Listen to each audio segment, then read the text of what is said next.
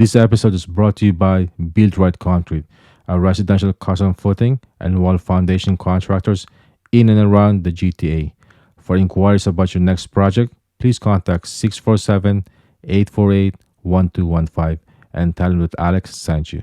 Let's get started.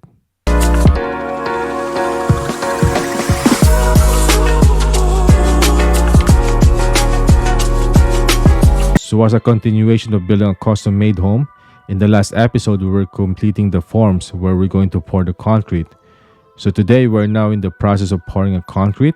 It's not much to show here, but I just want to show you how the concrete of your foundation wall are being poured and being put in place together.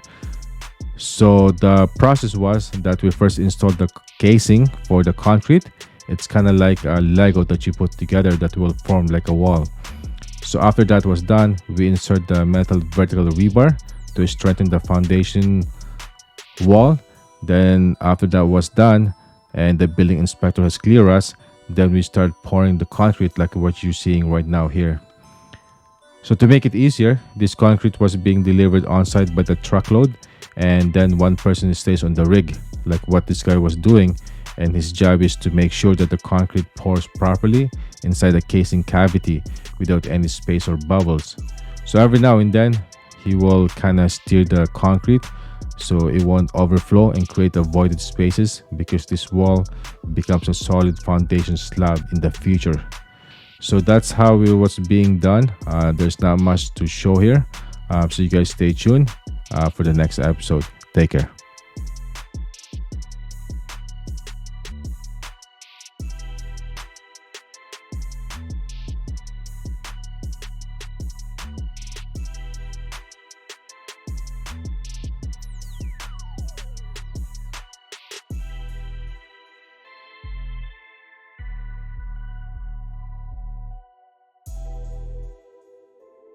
We just pouring the concrete for the wall.